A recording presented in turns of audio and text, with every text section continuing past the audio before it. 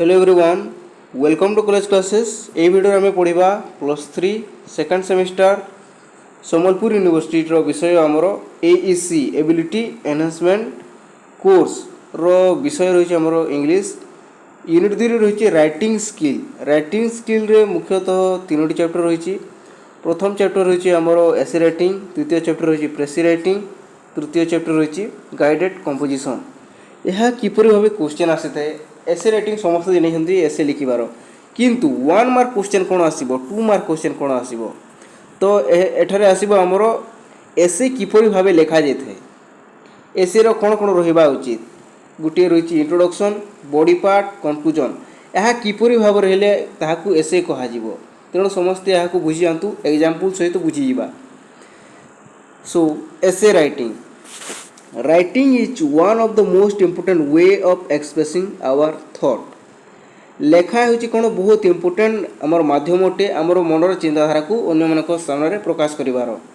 It helps us share our ideas feelings and information with other. आमर जो रही आमर आइडियाज गुड़िक रही आमर मनोभाव रही जो इनफॉरमेशन रही आम अन्य मान सहित किपरि शेयर करवा लेखा द्वारा। Among many types of writing बहुत गुड़े लेखा रही आर्टिकल राइटिंग रही एसे राइटिंग रही स्तंभ लेखा समस्त जानी। एसे writing is one of the most common and important. It is used in school colleges exams competitions and even in jobs. यही आमर रचना एसे गुड़िक क्यों क्यों उठारे काम देते आम स्कूल एसे कंपिटिशन हुए कॉलेज रे एग्जाम्स रे कंपिटिशन आउ एमतीक आमर जॉब्स गुड़िक चाकरी एसे बहुत इम्पोर्टेंट भूमिका निभाई थाए। What is essay writing? Essay writing कौन अटे? An essay is a short piece of writing that discuss a topic. यह गोटे छोट विषय अटे क्या डिस्कस करते सही आमर short piece of writing discuss करते। It usually presents the writer's own thought. जदि आम राइटर हेबा आमर कौन लिखा निजे मनर लिखुचु आमर निजर चिंताधारा कौन रही गोटे विषय प्रति आर्गुमेंट रही और ओपिनियन रही इन ए क्लियर एंड ऑर्गेनाइज्ड वे। जदि देखा पॉल्यूशन एग्जांपल नहीं पॉल्यूशन कौन रही पॉल्यूशन विषय कौन कर आमर थॉट्स गुड़िक लिखा आमर आर्गुमेंट कौन रही सरकार को कौन कौन कहवा उचित ओपिनियन कौन होगा उचित एपरी भाव कले आमर पॉल्यूशन कम हो यार कौन हम क्लियर एंड ऑर्गेनाइज्ड वे अटे एसे। The aim of an essay is to inform explain describe or persuade the reader. यह कौन करते अन्य मानक बुझाई थाए इनफॉरमेशन दे थाए एसे द्वारा। In simple term essay writing means writing about the topic in a proper and organized manner. आमर इम्पोर्टेंस कौन रही एसे राइटिंग रो समस्त देखु। It improves thinking and writing skill. जदि तुम एग्जाम केवल एसे लिख कौन हम कि पॉइंट जापर किंतु सबुदिन जदि आम प्रैक्टिस करवा एसे कौन हम आमर थिंकिंग और राइटिंग स्किल इम्प्रूवमेंट हो। It helps to express idea clearly. गोटे विषय रही तार कौन कौन आइडिया रही क्यों पॉइंट हेल्ले भल दिशब ताकू समस्त जापर डेली प्रैक्टिस कले। It develops creativity and imagination. It is useful for academic exams and competitive tests. It improves vocabulary and grammar. जदि प्रत्येक दिन आम इंग्राजी ओडिया रे लिखा ताहले कौन हम आमर ग्रामर मध्य सठिक होगा जाइब। It helps in job interview and official communication. Communication बहुत इंपोर्टेंट भूमिका प्ले करते जहाँ क्या द्वारा हो आमर एसे द्वारा। एसे कौन हम विभिन्न स्थान आम जदि कौन से सोर्स पाइला ताहाको से एसे रे लिखिदेवा जहाँ आमर मनर रहा जहाँ क्यों काम देव जॉब रे। टाइप्स ऑफ एसे यह इंपोर्टेंट हो पारे। टाइप्स ऑफ एसे एसे केते प्रकार रही। प्रथम रही आमर नैरेटिव एसे गोटे व्यक्ति निजर कौन लिखुची personal experience tell a story or personal experience ताको लिखा एसे हो पार। Example a day I will never forget. यह कौन अटे गोटे एग्जांपल अटे जहाँ कहीपर माय एक्सपेरिमेंट विथ ट्रुथ। यह गोटे अलग हो नैरेटिव गोटे व्यक्ति निजर एक्सपीरियंस शेयर करुँची। डेस्क्रिप्टिव एसे कौन अच्छे describe a person place object or event. यह कौन करते एसे रे गोटे व्यक्ति कौन स्थान कौन वस्तु व कौन घटना को एक्सप्रेस करता है।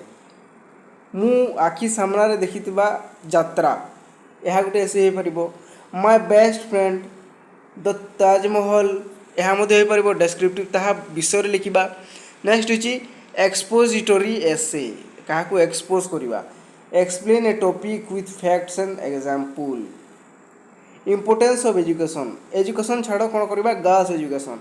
गर्ल्स एजुकेशन कौन रही किपर भाव शिक्षा मिलूना किपर मिल पार सरकार क्यों पदक्षेप नहीं क्यों मसीह पदक्षेप नहीं किपर लाभ होती स्कॉलरशिप कौन रही यार इंट्रोडक्शन कनक्लूजन देखा एते पॉइंट मिलगला आमको यह हो आमर एक्सपोजिटरी एसे। नेक्स्ट होची आमर persuasive essay tries to convince the reader about something कौन करवा रीडर्स को कन्विंस करवा। Example why we should plant more tree कौन करवा कहीं गछ लगाइबा उचित यार किपर हम गोटे इंट्रोडक्शन वृक्षर महात्म कौन कौन काम दूची किपर कटा जाऊँगी कहीं कटा जाऊँगी कहीं आमर पदक्षेप नि क्यों क्यों पदक्षेप निया उचित ए पदक्षेप नेले कौन हम आ लास्ट गोटे रनक्लूजन यहीपर भाव रही। नेक्स्ट देखा नेक्स्ट आमर reflective essay shares personal thoughts about an experience. Example है what I learn from failure आम फेलियर कौन शिक्षा कली निजर कौन करवा पर्सनल थॉट्स को आम चिंता करवा एक्सपीरियंस को लिखा। ठीक अच्छे नेक्स्ट देखा आमर पार्ट्स ऑफ एन एसे एसे कौन कौन पार्ट्स गुड़िक रही। प्रथम रही आमर इंट्रोडक्शन द्वितीय रही बॉडी पार्ट तृतीय रही कनक्लूजन यह हूँ मुख्य। इंट्रोडक्शन कौन रहा यह हूँ beginning of essay introduce the topic to the reader यह किपर रहा उचित इंट्रोडक्शनटा it should be interesting to catch the reader's attention. News channel गुड़िक कौन करपर भाव देखा आमको आई कैच करते कौन घटना घटला जहाँ तार लोक सेठारे भिड़ हेले गोटे व्यक्तिर स्वाभाविक भाव में तार नजर जीव कौन होता जानापी यहपरी भाव कौन एसेर इंट्रोडक्शन रहा उचित। It includes a thesis statement the main idea of the essay essay लिखीचु किंतु गोटे भल इंट्रोडक्शन ना कहीं पढ़े ना किंतु कौन लिखा गोटे थेसिस स्टेटमेंट लिखा ताहले आम रीडर रो अटेंशन को सी करि परिबा। बॉडी पैराग्राफ रे कौन रहिबो these are the middle part of the essay मध्य भाग अटे they explain in the main point of in detail जो विषय रही ताकू डिटेल रे बुझा जाए बॉडी पार्ट रे।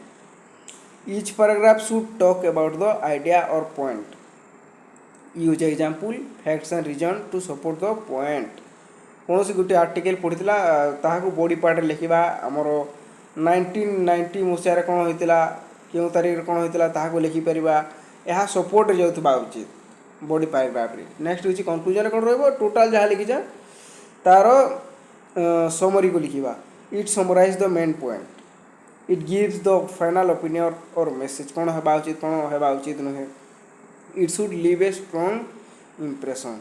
ठीक अच्छे step to write a good essay कौन कौन स्टेप गुड़िक रही देखा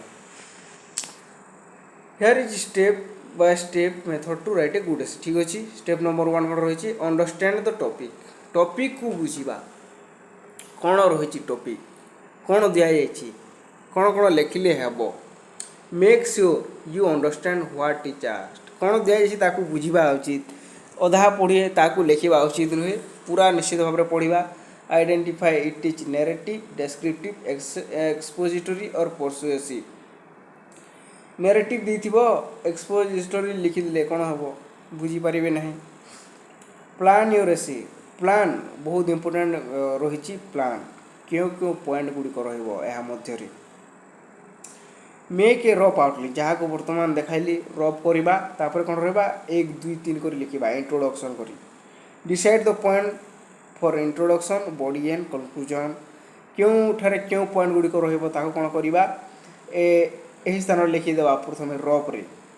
स्टेप 3 राइट द इंट्रोडक्शन प्रथम कौन करवा स्टेप 3 रे स्टार्ट विथ ए हुक कौन कर hook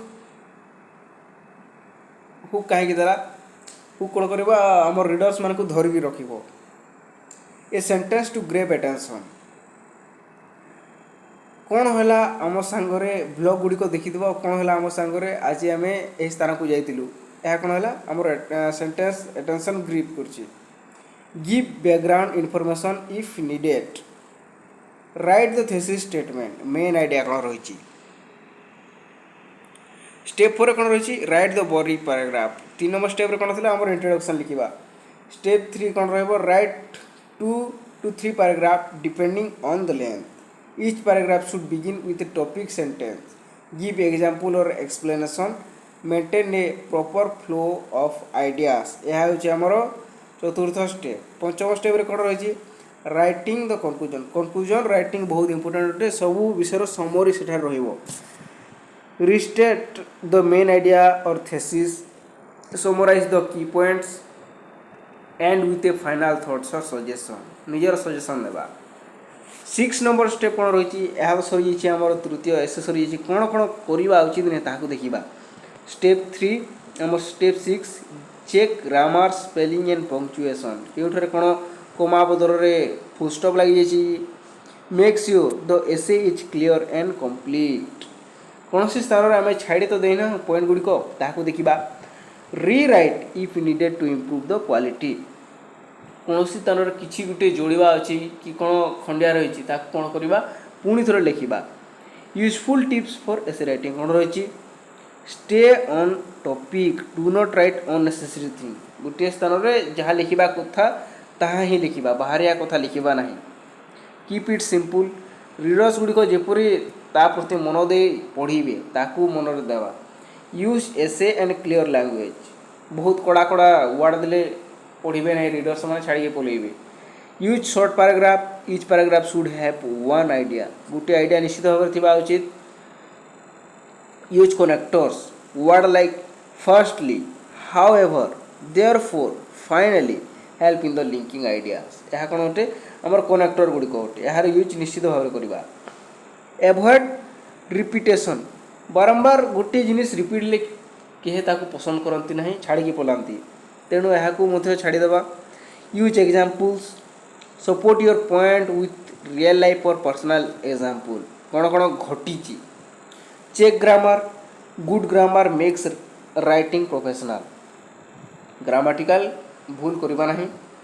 use correct spelling and punctuation, देखी सारी। कॉमन मिस्टेक कौन कौन होते एसे राइटिंग रे कॉमन मिस्टेक गुड़िक, राइटिंग विदाउट प्लानिंग, प्लान न करी बर्तमान इंट्रोडक्शन लिखा, आमर बॉडी पार्ट लिखा, कनक्लूजन लिखिदेवा, किंतु परे परे मन करवा इंट्रोडक्शन ये पॉइंट गुड़िक रही ठीक होता किंतु हेब ना। Forgetting to write an introduction और कनक्लूजन, इंट्रोडक्शन न लिखा कनक्लूजन न लिखा केवल बॉडी पैराग्राफ लिखिदे इंप्रेशन रहिबो नाही। मेकिंग ग्रामर और spelling mistake, writing very long paragraph, जदि बड़ लंबा पैराग्राफ जदि रहीगला आकू कि पढ़े ना समस्त जानते। यूजिंग वेरी डिफिकल्ट और अनक्लियर लैंग्वेज, यहाँ बचा। Repeating the same word too often, बारंबार रिपीटेशन करवा ना। एग्जाम्पल कौन रही ताकू देखा। एग्जाम्पल होची इम्पोर्टेंस ऑफ रीडिंग, यह हूँ गोटे केची ग्राफ पड़ी एटेंशन रीडर। इंट्रोडक्शन कौन रही, reading is one of the most important habit in life, it gives us knowledge, improve our mind and helps us become better people. Reading is useful for student, professional and everyone. यह कौन रही introduction, आमर पढ़ा विषय कौन रही। Body paragraph कौन हम प्रत्येक जो पैराग्राफ रही तार अन्य पॉइंट गुड़िक रही। Firstly reading improves our vocabulary and language skill, we learn new word, sentence structure and grammar, this help us writing and speaking better. कौन करते रीडिंग द्वारा कौन होते हैं यह जना पड़ा। सेकेंडली कौन अटे, कौन दिखाई फर्स्टली, सेकेंडली, थर्डली, लास्टली, यह कौन कर एटेंशन सीक कर निश्चित भाव लिखा। वेदर आमर हाउएवर, यह गुड़िक यूज करवा। यार फास्टली सेकेंडली दिखाई तो पढ़ीदेव कौन कौन रही तार इंपोर्टेंस गुड़िक। कनक्लूजन कौन रही, in short reading a powerful tool of learning and growth, everyone should make it A part of daily life, the habit of reading is a की टू सक्सेस। यह कौन अच्छे निजर ओपिनियन रही, जदि बर्तमान निजे पढ़ा अन्य मानक पढ़ाइबा ताले कौन हम निजर सक्सेस प्रति से आगे को बढ़ी पारे। एसे राइटिंग इन एग्जाम्स कौन लिखा, एग्जाम रे किपर लिखबा रीड द क्वेश्चन प्रॉपर्ली कौन दिया जाइए पढ़ा think for 2-3 minute before starting rough कर देबा प्रथमे क्यों पॉइंट गुड़िक रहिबो राइट ए शॉर्ट आउटलाइन और रफ ठीक अच्छे keep your essay with in the word limit केते वर्ड दिया जाइए 250 वर्ड दिया जाइए 300 वर्ड लिखिले कौन हो अननेसेसरी जिनिस को हटाई देबा use simple and correct language divide the essay into proper paragraph क्यों क्यों पॉइंट हवा उचित ताकू देखिबा use a clean and neat handwriting try to finish on time and revise quickly ताकू सारी पुणी थर पढ़ा चेष्टा करवा कनक्लूजन कौन रही ताकू आम डिस्कसन कर सारी तो यह थिला आमर एसे राइटिंग यार फ्यूचर रे कौन करवा सर्ट क्वेश्चन गुड़िक आनिबा धन्यवाद।